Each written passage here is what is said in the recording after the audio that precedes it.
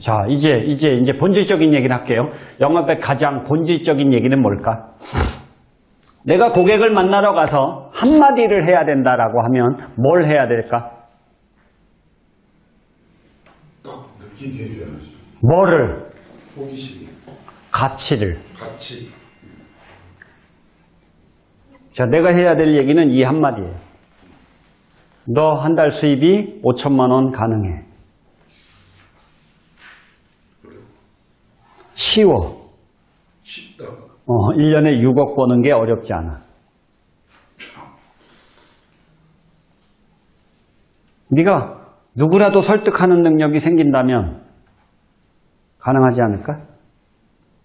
그럼 네가 돈 많이 버는 상품, 고객한테 가치가 크되 내가 수입이 많이 되는 상품을 고르면 가능하겠지. 고객한테 가치가 커. 고객이 1년에 6천만 원 벌다가 1년에 6억을 버는 거다. 가치가 커, 안 커? 그럼 가격도 비싸겠지? 자, 비싼 거 팔면 내가 30% 수당을 받아? 많이 벌잖아. 2천만 원 받아도 된다니까? 근데 1,000만 원 받는다고 그러면 30%면 300만 원이야. 적어? 적게 받는 거지? 가치에 비하면 적은 거지? 그러니까 팔릴 가능성이 있는 거 아니에요? 자, 그걸 못 판다고? 못 팔 이유가 있어? 네가 1명, 2명, 3명 계약하기 시작하면 이제 더 쉬워질걸? 더 자신감이 많아질걸? 맞니? 넌 이미 팔아봤잖아 또? 오케이. 뭐 못할 이유가 뭐가 있어? 이제 작전을 조금만 짜면 돼. 시사질문 잘해도 되고. 오케이. 이제 연관이 있는 사람들 같은 경우는. 맞나요? 자, 내가 상품을 잘 팔려고 하면 가장 본질적인 얘기는 뭐다? 이 상품은 가치가 이만큼 크다. 근데 스핀에서 마지막 질문이 뭐였어? 이렇게 가치가 큰 일이 너한테 있다면 살래 안 살래? 이거였거든. 맞아요? 맞아요. 이게 확실하면 살래 안 살래? 이게 확실하다면 당연히 사야 되는 거 아니야? 자, 그러면 이 상품이 얼마나 가치가 있는지, 왜 가치가 있는지 내가 잠깐 설명해도 될까? 라고 해서 상품을 설명하면 되는 거예요. 맞습니까? 근데 설명의 가장 본질은 뭐라고? 핵심은 뭐라고? 가치. 가치가 크다. 안 산다고? 모자란 놈 아니야 이게? 이렇게 가치가 큰데 왜 안 사 임마? 비용은 요만큼밖에 안 들어가고 가치는 이렇게 큰데.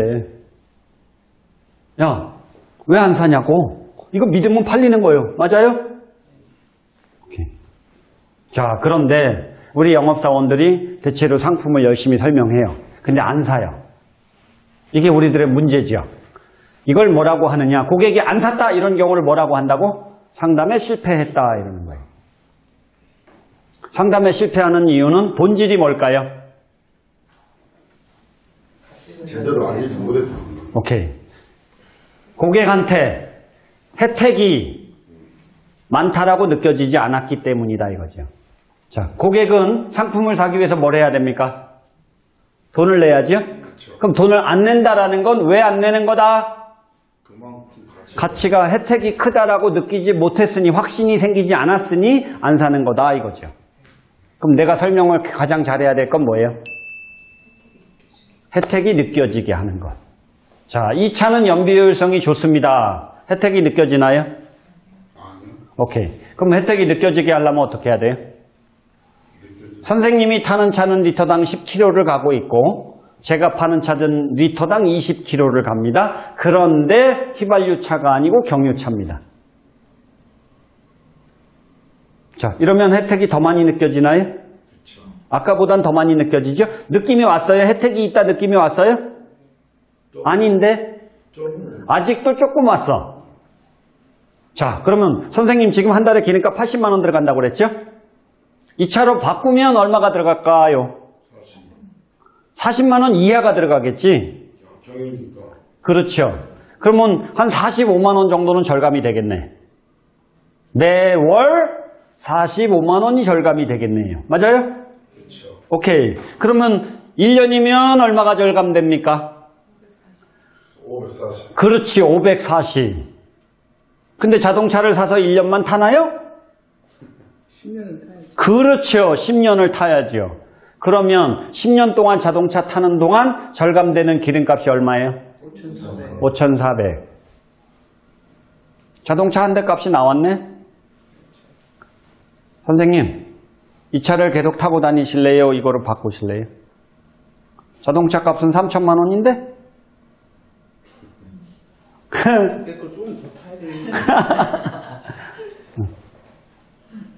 오케이.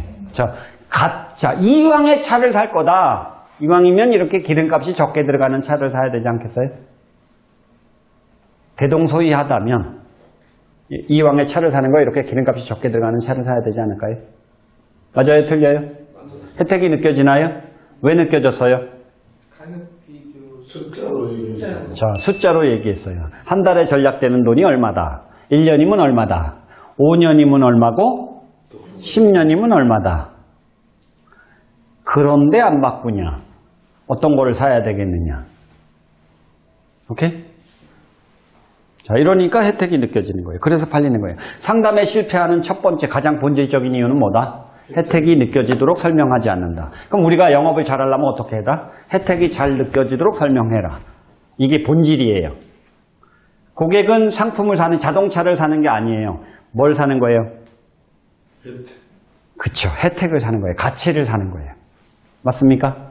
이동수단을 사는 게 아니에요. 그럼 왜 키코 타고 다녀도 되는데 왜 저기 그 BMW를 타죠? 안정성? 안정성은 볼보가 더 좋은데? 저는 볼보 싫은데요? 오케이. 자, 왜 BMW를 사요? 비싼 차를? 자기 또 가치가 있으니까. 자, 의시되고 싶은 마음도 있거든? 그쵸? 아니요. 아니야? 그러면? 저는 그냥 안정성 때문에 타요. 볼보가 더 튼튼해. 그리고 저기 경유에서 연비도 조금 나와요. 아유, 제 차도 연비가 적게 나와요. 볼보도 연비가 적게 나와요. 제 스타일이 아니에요. 그럼 뭐 타고 다니시는 거예요, 지금? BMW. 예, 그, 7시리즈? 아니. 5시리즈? 예, 그, 520D? 네. 예, 그, 리터당 20km 가는 거네? 네. 예. 520D가 리터당 20km 정도 가요. 그 디젤 차라고. 그게 이제 좀 그 문제가 좀 520D가 문제가 있었던 차라서 좀 그렇지. 불나고 그런 거 아니? 불난 차가 그 520D거든. 저도 받았어요. 이걸 받았어요? 그럼 뭐 문제될 거 없어. 오케이. 자, 그러면 우리가 영업을 잘할 때 가장 본질적으로 상담에 실패하는 가장 본질적인 이유는 혜택이 느껴지도록 설명하지 않는다. 그럼 잘 팔려면 어떻게 해라? 혜택이 잘 느껴지도록 설명해라. 여기에 키가 있는 거예요. 맞아요? 자, 잘 느껴지게 하려면 수치로 얘기해라. 그림을 그려주어라. 근데 우리가 그 기름값 같은 거는 수치로 계산할 수 있지만 행복해진다, 기분이 좋다, 의시될 수 있다 이런 거는 수치로 표현할 수 있는 게 아니잖아요. 이럴 때는 어떻게 해요? 이건 이제 그림으로 그려주거나 스토리로 얘기해서 그 가치를 느끼게 해주는 거예요. 행복감을 이렇게 스토리로 얘기해서 느끼게 해주는 거예요. 오케이, 알겠죠? 자, 오케이. 상담에 실패하는 이유가 그것만 있는 게 아니에요. 자, 여러분 소나타를 아십니까? 네. 예, 오케이. 확인 들어갈게요. 소나타의 경제성은 어떻게 좋은지 설명해 보세요. 오케이, 소나타의 안전성을 설명해 보세요. 소나타의 성능이 어떻게 좋은지 설명해 보세요. 소나타의 편의성은 어떻게 좋은지 설명해 보세요. 타봤어요. 안 되네. 이름은 알아요. 이름만 아는 거네. 아는 거예요? 모르는 거예요? 모르는 거죠. 근데 고객들은 뭐라 그래요? 소나타를 아느냐 그러면? 안다고 하지요. 그럼 영업사원들은 착각을 합니다. 어떤 착각을 할까요, 영업사원들은? 알고 있구나. 그러니 설명 안 해도 되겠구나. 설명 안 하니, 설명을 정확하게 안 하니 혜택이 많다라고 느낄 리가 없겠죠. 그렇죠. 오케이. 상담에 실패하는 첫 번째 이유는 뭘까요? 제대로 안 하는. 충분한 정보를. 자, 원래 자동차를 설명하려면 자동차의 부품은 몇 가지일까요? 39,000. 33,000가지랍니다. 33,000가지를 다 설명해야 돼. 다 들을래요? 자동차 설명을 잘하려면 어떻게 하는 게 좋을까? 그럼 한 100가지 설명하면 될까? 그럼 50가지? 세 가지. 연비하고 안전성하고 그런 거? 오케이. 자, 대체로 자동차 회사들이 자동차를 설명하기 위해서는 이제 자기네들이 계산을 해보니까 그렇게 설명을 합니다. 자, 경제성, 안전성, 성능, 뭐 승차감, 뭐 편의성, 뭐 디자인, 뭐 요 정도로 이렇게 묶어서 경제성에 관련된 요소를 다 묶습니다. 차값이 얼마냐, 자, 기름값이 얼마냐, AS 비용이 얼마나 들어가느냐, 중고차로 팔 때는 가격을 얼마나 받을 거냐, 이런 걸 다 계산해서 묶어서 경제성이 뛰어난 차입니다. 이렇게 설명하는 거예요. 나중에 중고차를 팔 때 이만큼 가격을 받거든요. 기름값은 또 이만큼 전략돼요. AS를 가잖아요. 이만큼 비용이 이만큼밖에 안 나와요. 자, 그러면 전략되는 돈이 얼마일까요? 자, 커요, 작아요? 어떤 거 사야 돼요? 오케이. 이해되세요? 자, 안전성은요, 요즘은 다 별 5개예요. 다 별 5개예요. 오케이. 근데 이거 한번 보실래요? 트럭에 맞힌 거예요. 이 트럭에 맞힌 거예요. 근데 기스가 거의 안 났죠? 그냥 타고 다니잖아요? 오케이. 제가요, 30m 낭떠러지도 굴렀거든요. 그냥 문 열고 나왔잖아요. 병원에도 안 갔어요. 차 보세요. 폐차했거든요. 근데 저는 멀쩡하잖아요. 저 그때 낭떠러지로 떨어질 때, 아, 끝이구나 그랬거든요. 근데 저는 멀쩡한. 사람들이 기적이래요, 저한테. 기적이네요. 네. 네.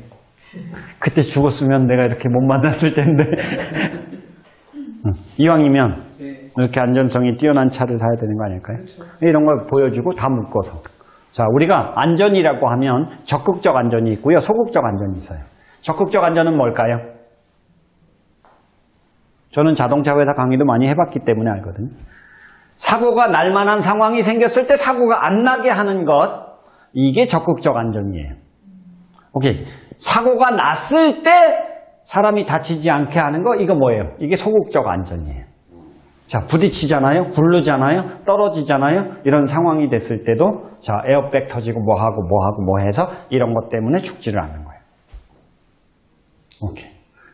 오케이, 이해되세요? 그래서 그거를 요소별로 다 묶어서 이거를 한꺼번에 안전성이라는 요소를 얘기하는 거예요.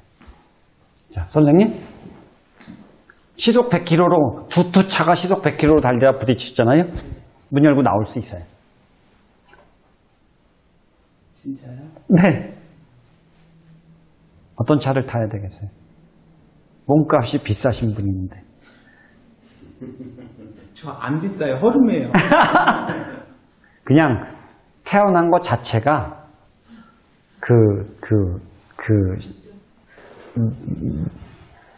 100억 분의 1의 경쟁력을 뚫고 그렇죠. 네. 네, 그렇게 된 거래요. 그러니까 비싼 분이죠. 그렇죠. 어떤 차를 사야 될까요? 안전성 있는 거 사야죠. 오케이. 자, 경제성 이렇게 좋죠? 안전성 이렇게 좋아요? 자, 성능이 어떻게 좋은지 설명해 드릴까요? 자, 우리는 이런 면에서 이런 브레이크 성능을 가지고 있어요. 요런 오디오 성능을 가지고 있고요. 그 다음에 또 예를 들어서 엔진이 이러이러한 엔진이에요. 미션은 이러이러한 미션을 가지고 있어요. 자, 이게 제일 비싼 엔진이거든요. 뭐 예를 들어서 이렇게 개발했죠. 자, 이래서 성능이 좋은 거에 대한 걸 묶어서 설명하는 거예요. 자, 디자인. 그냥 딱 보면 알잖아요. 이쁘죠? 시선이 끌릴까요? 내가 이 차를 타고 동창회 간다 그러면 무슨 소리를 듣겠어요? 이야, 너 성공했구나. 박 차장이 박 차고 나가더니 성공했나 보네. 성공했구나. 이야, 부럽다. 그랜저 선전할 때 그렇게 하나? 오케이. 자, 이거 뭐 이렇게 얘기하는 거죠. 이렇게 묶어서 설명하면, 그리고 이거를 어떤 언어로 얘기할 건지 잘 설명하면 가치가 있겠죠. 자, 그런데 문제가 또 하나 있어요. 자, 상담에 실패하는 두 번째 요인이 뭐라고 그랬어요? 충분하게, 체계적으로 설명을 안 한다. 알겠어요? 네. 근데 상담에 실패하는 가장 많은 이유는 뭘까, 그러면? 자, 이 차는 연비효율성이 뛰어납니다. 이렇게 얘기를 했는데, 고객이, 뭐, 연비가 단가? 오케이, 난 연비 중요하지 않아요. 이렇게 얘기를 하게 됐다. 그럼 고객이 내 얘기를 받아들인 거예요? 안 받아들인 거예요? 안 받아들인 거예요. 이 펜은 글씨가 잘 써집니다. 이런 펜을 써야지요. 사장님? 이런 펜을 써야죠. 학교 다닐 때 껌 씹었어요? 자, 이렇게 얘기하면 믿음이 갈까, 안 갈까? 안 가요. 살까, 안 살까? 안 사요. 왜?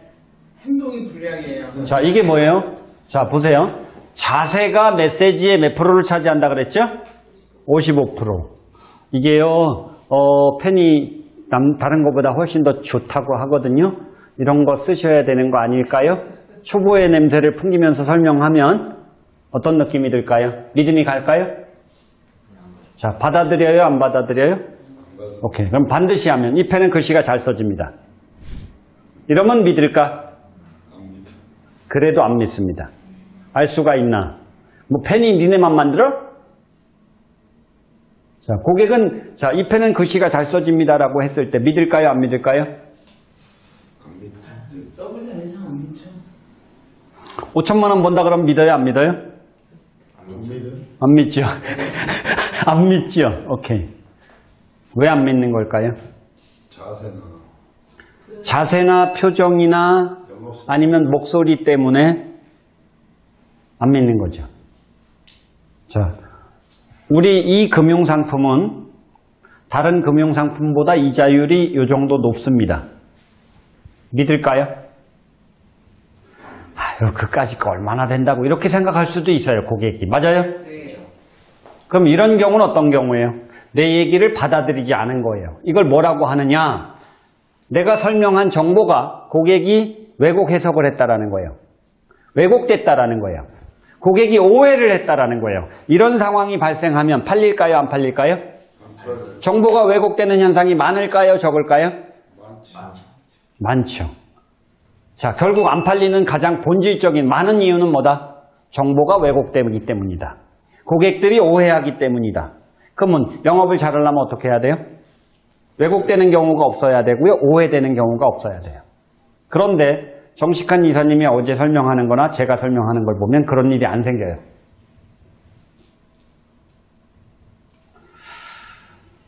조직에서 일을 한다.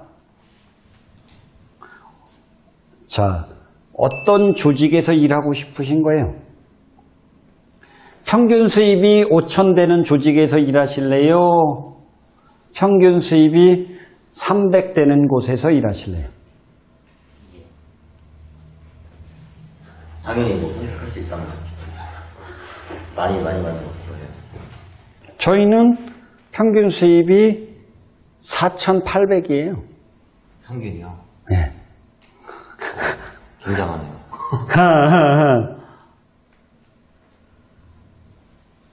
같은 값이면 이렇게 평균 수입이 높은 곳에서 일해야 되지 않을까요? 그렇죠. 오케이. 자, 고객이 지금 뭐라고 했죠? 그렇죠. 오케이. 이렇게 얘기하는 버릇이 있다면, 습관이 있다면 고객이 오해를 할까요? 안 할까요? 오해하죠. 우리는 평균 수입이 4,800이에요. 같은 값이면 이런 곳에서 일해야 되지 않을까요? 오케이. 그렇죠라고 인정하잖아요. 정보가 왜곡되지 않았어요. 왜 왜곡되지 않았을까요? 인정을 했죠. 왜? 내가 질문을 했기 때문에. 우리 금융상품은 이자율이 높습니다. 그것은 이자율이 0.2%가 높거든요. 그것은 이자율이 높은 만큼 좋은 상품이라는 거죠. 이자율이 높은 금융상품이 좋은 상품 아닌가요? 이자율이 0.2%라도 높으면 더 좋은 상품 아니에요? 이자율이 높아야 좋은 상품이죠. 일단은. 자꾸 그렇죠라고 하잖아. 나는 이게 나올 때까지 얘기를 하거든. 오케이, 이해되세요? 자, 이 펜은 글씨가 잘 써집니다. 써보세요. 알 수가 있나? 이렇게 생각하지요. 받아들이지 않았어요. 자, 근데 이걸 받아들이게 해볼게요. 이 펜은 글씨가 잘 써집니다. 그래서 강의할 때 신경 쓰이는 일이 없어요. 글씨가 잘 안 써지면 신경 쓰이지 않겠어요? 신경 쓰이죠. 오케이, 그리고 이건 그런 일이 없다니까요. 글씨가 잘 써지니까. 써봐야 알죠. 써보세요. 네.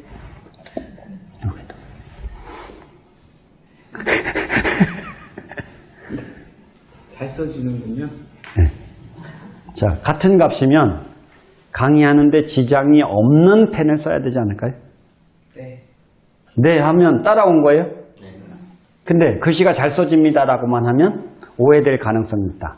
그런데 어떻게 하니까 오해될 가능성이 없어지더라? 질문. 부연 설명을 하거나 질문을 하면. 같은 값이면 기름값 적게 나가는 차를 타야 되지 않을까요? 여러 가지 조건이 비슷하다면 기름값이 많이 절약되는 차를 사야 되지 않을까요? 고객이 끄덕끄덕 한다라는 건 인정한다라는 뜻이거든요. 이런 식으로 대화를 하면 정보가 왜곡되는 현상이 없다. 그런데 고객들은, 영업사원들은 어떻게 하더라?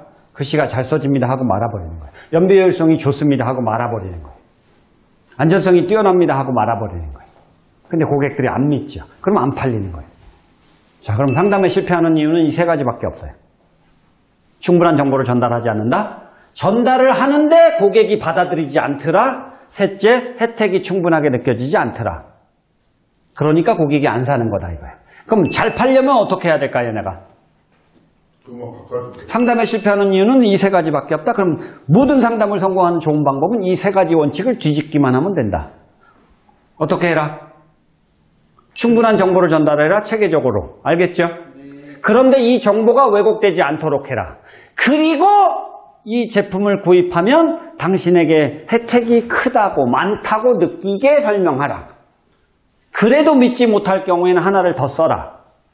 뭐를? 증거자료를 제시해라. 그럼 고객은 받아들이기가 쉬워진다. 이해돼요? 네. 오케이. 자, 특징을 잘 설명해라. 알겠어요? 상품의 특징을 잘 설명해라. 그 다음에 뭐 해라? 부연 설명을 해라. 그 특징이 고객한테 어떤 의미가 있는지, 어떤 이익이 있는지를 부연 설명해라. 세 번째, 그래서 그 고객이 이 차를 샀을 때, 이 제품을 샀을 때 얻을 수 있는 혜택을 느껴지게 설명해라. 그럼 뭘 설명하는 거예요? 특징을 설명하고, 이익을 부연 설명하고, 혜택이 느껴지도록 설명해라. 모자랄 때를 대비해서 어떻게 해라? 증거자료 하나를 더 제시해라. 오케이? 자, 그래서 특징을 뭐라고 해요? 영어로 피처라고 하고요. 이익을 어드밴티지라고 하고, 혜택을 베니핏이라고 하고, 증거자료를 에비던스라고 해요.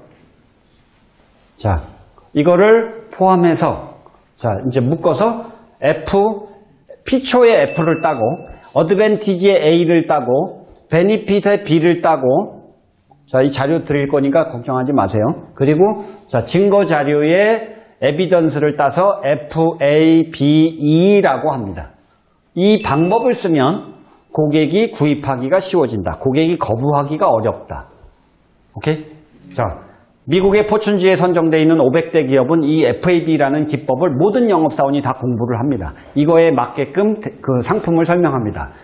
알리바바라고 하는, 마윈이 세운 알리바바라는 회사에 우리가 상품 등록을 하잖아요. 그러면 그 알리바바라는 회사는 당신네 상품을 설명하는 자료를 FAB로 만들어 오세요. 이렇게 얘기합니다.